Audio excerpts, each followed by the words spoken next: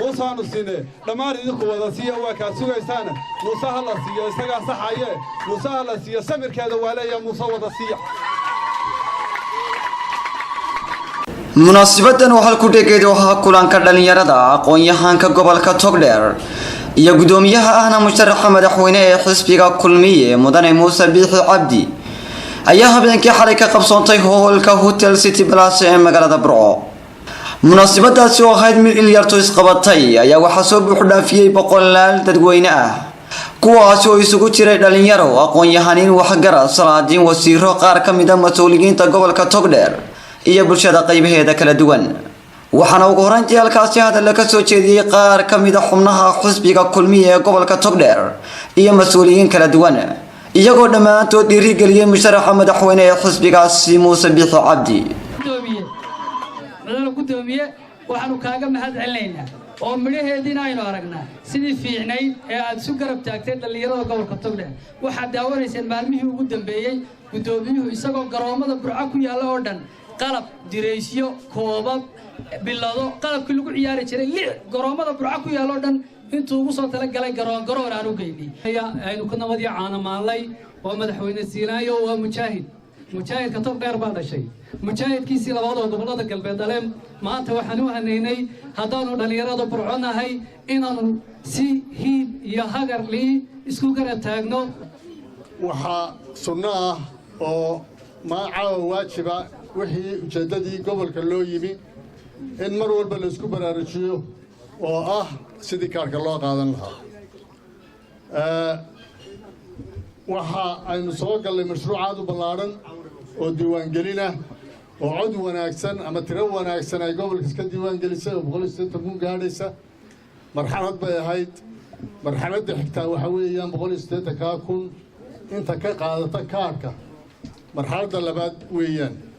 geesta kalena waxaa madashaasi hadalka iska daba qaatay wasiirka wasaaradda howlaha guud guriyeynta iyo gaadiidka Cali Mareexaan wasiirka wasaaradda warfaafinta Soomaaliland Qusmaan Saxaradiid Cadaani iyagoo shacabka ugu baaqay inay codkooda siiyaan Muuse Biixi Cabdi. ugu dambeyntiina waxaa isna goobtaasi khudbad dhinacyo badan taabanaysa ka soo jeediyay musharaxa madaxweyne ee xisbigaasi waxaana u dhacday sida tan. saddex musharax baa tartamaya iyo saddex xisbi xisbigu waa miiniskii iyo asluubkii dariiqii lagu tartamayay laakiin waxa la doonay waxa la wadaa musharax waa madaxweynaha bari noqon lahaa dalka hogaamin lahaa waana saddex nin weeye waxa loo baahan yahay bari dhawata way doodeen doodii waxaa ka soo baxday CV-gii iyo taariikhdii bay ku kala dhaqaaqeen oo sidaa maqlayseen dee inna wuxuu yidhi sidii Cali Mahdi berigu yidhi ma weyde 19 halgankii bilaabmay iyadoo inaa xaba ka noolayn oo 200 kun laga dhigo waxaan leeyahay waxa halkan gudoomiyuhu jooga ama musharaxa ama dhamaantayaba waxa weeye sida loo qaadan lahaa kaadharka markaanu ka hadlaynay dhalinyaro kaadharka macnaheedu ma aha uu kaadhka qaado waa laga filayaa inaad kaadhka qaadato haweenka waa laga filayaa inay kaadhka qaataan dadka waaweyn waa laga filayaa inay kaadhka qaataan waxaa la doonayaa qof walba inuu dadaalo oo uu ka fakero xaafadiisa iyo xaafadaha kale iyo saaxiibadii mid walba hadduu qofku mid gaboobay yahay oo gaboobay waa socon kareen iyo hadduu yahay mid xanuunsanaya inaad ka warhaysaan oo aad soo qaadaan ama tuqaan saartaya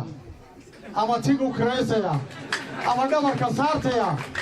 waxaa laga rabaa inaad keento goobtii uu kaadhka ka qaadanayay goobta u diyaargarooba xafladeennan iyo ujeedadeena kulmiyaan isugu nimid saddex qodob baan kusoo ururinayaa haddaynu kulmiya nahay waxaynu ka midownay waxaynu ku wada shaqaynaynaa waxaynu dalkeenna u leenahay codka siiya kulmiye waxaynu doonaynaa inaynu fulino oo aynu qabanno inagoo kulmiye ah xukuumaddeena iyo kolba ciddii xilka haysaa inaynu nolosha dadkeena kolba kor u qaadno halkay maalintaa joogto meelka wanaagsan aanu gaarsiino inaynu dalkeena midayno oo dadkeenu dhammaan noqon dad isu qalbi xaaran oo dalkooda wada dhistay kulankan ay soo agaasimeen xisbiga muxaafidka ee kulmiye ayaa ku soo beegmaya xilli loolan adag uu ka dhaxeeyo xisbiga mucaaridka ee wadani kuwaasi oo maalmihii ugu dambeeyay ku tartamayeen magaalada Burco xarunta gobolka Togdheer ومحمود محمد تاجر محمود جاستو شبكة عالمية جارع نيوز مقالة برعو.